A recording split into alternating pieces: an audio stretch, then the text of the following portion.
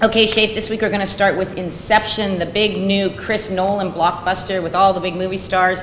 This is a movie, I guess it's kind of a thriller, espionage film. What you've got is a group... Sci-fi. Yeah. Sci-fi, yeah, it's got a little bit of everything in it. You've got a group of people that work for a company whose job it is to go in and infect other people's dreams, and whether they're going to take business information, I guess, yeah, is that? Steal ideas from Steal them ideas. Or plant ideas from them, which is apparently a lot harder. Yes, well, hence the word Inception. So, Schaef, what did you think?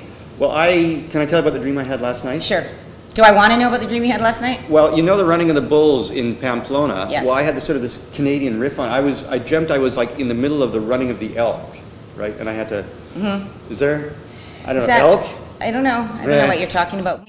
For me, Inception means more like I was in detention in high school and had to write lines over and over again. I found it very repetitive, and I just didn't think it was fun enough. Like, you were talking earlier about dreams. What should dreams really be? Yeah, they should be weird. And this movie does gets a little bit weird sometimes, like the MC Escher's stairs that defy geometry as they go round and round and continuously.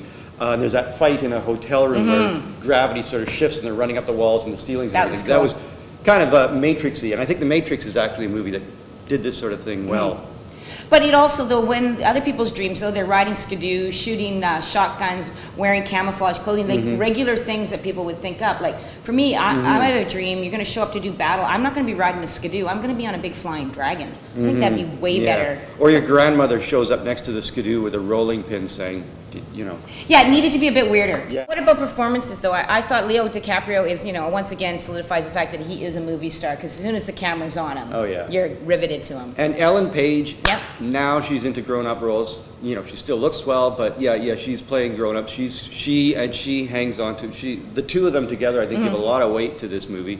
Let me ask you a question. You never really remember the beginning of a dream, do you? You always wind up right in the middle of what's going on.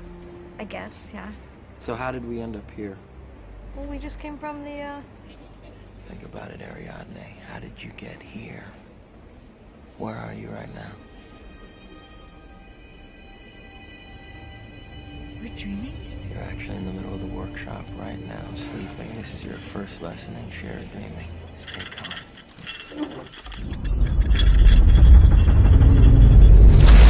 There's an element of weirdness that it needed. It needed weirdness, and it needed to have about 45 minutes taken out of it. It's a really long movie. Don't you think the pace gets lost? When you're there for 2 hours and 28 minutes, you're like, I was hoping to start dreaming it about 2 hours in, but them's the breaks.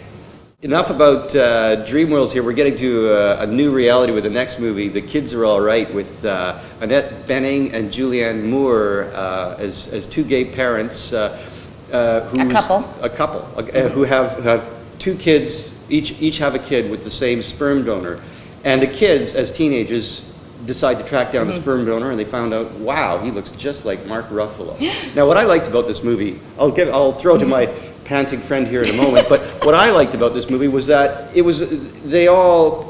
actors all combined for like a really naturalistic treatment of what is basically kind of a contrived, a bit of a contrivance, a plot contrivance. And and on that basis, I really liked it. What do you think? It didn't seem contrived to me. I actually found it felt quite real. Like, I totally bought Annette Bening and Julianne Moore as a lesbian couple. I thought they were great together. Mark Ruffalo, can I mention Mark Ruffalo? Yeah. Holy moly, he's H-O-T-T hot in this movie. I think it's a modern love story. It's a modern family story as people are having children out of the sort of the traditional husband-wife situation, right? Now, it owes to, but I think some of that reality, the verisimilitude, if I may use that word, owes something to the performances. They're all great. The two leads, Annette Bening and Julianne Moore, especially, and Ruffalo. He plays a sort of a scruffy restaurateur and free spirit kind of a guy. But did we mention he's cute? He's really cute in this movie. Yes, time and again, yes. I'm not saying that I think that higher learning uniformly blows. Oh, I think college is great for some people. Joni, I'm sure you're going to love it, but just, I'm a doer. That's all I learned. So this movie that I really liked was I liked the relationship with the two gay mothers with their kids and sort of how they went about parenting. Are you having a relationship with someone? You can tell us, honey. We would understand and support you. Look, I only met him once. What do you mean, once? Did he find you online? Wait. What? Wait, who did you meet once? Paul. Paul? Who's Paul? I met him with Joni. Why was Joni there? She set it up. Forget the setup. Who's Paul? Our sperm donor.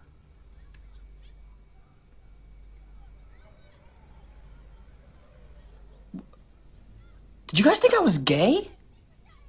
No. And I know people like this. We all know people. Well, I think you really haven't processed your thoughts on your feelings. You know, process your feelings properly or whatever.